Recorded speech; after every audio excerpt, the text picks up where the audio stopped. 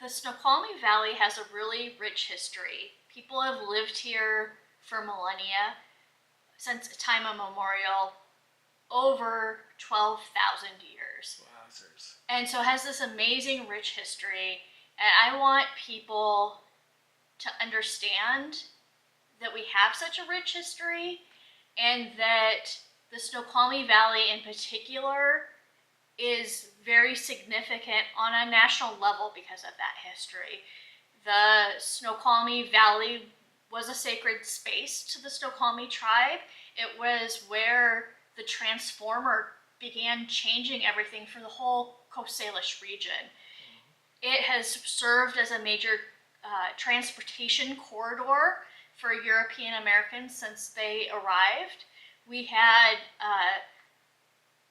Army surveyors coming in the 1850s to try and locate the northern transcontinental route before the Civil War happened.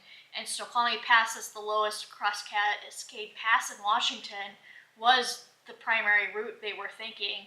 Of course, the Civil War changed things and we didn't get the northern route before the Civil War, but it's been this major corridor from west to east since for thousands of years, actually.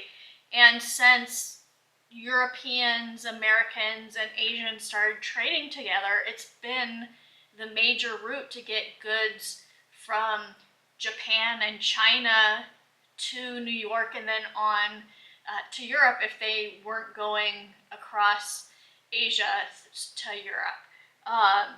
So we get goods coming into the port of Seattle that then go all the way to the East Coast through the Snoqualmie Valley. I want people to understand how important that is.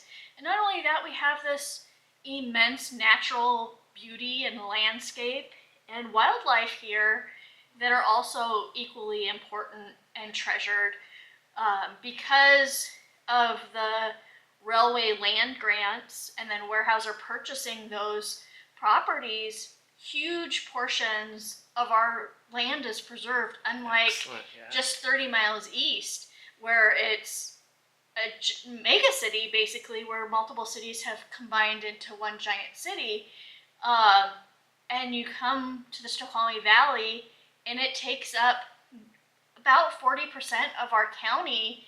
You know, King County in the Puget Sound region has the 11th largest economy in the world, bigger than individual countries even, yet you can step away from the city and you're suddenly in this wonderful environment. And I want people to understand that. The museum itself was started in 1939 by a school teacher when it was the 50th anniversary of the founding of North Bend and Snoqualmie and Washington statehood, and they did a play in the school where kids performed stories of the last 50 and 100 years. And Ada Hill, who was the founder, was a school teacher, and she got a lot of the Snoqualmie Tribe members and pioneers to play themselves in the play and loan items so that the kids could dress up as them.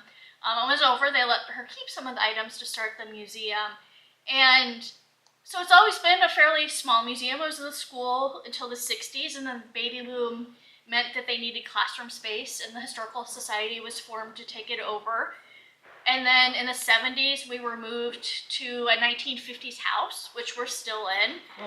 But we've outgrown that. We're covering 40% of King County, and we're in less than 3,000 square feet. Wow. I want people to realize that there's this immense history that we're trying to preserve, and we're not doing as good of a job telling the stories as we could because we're not in a big enough space, but it's important.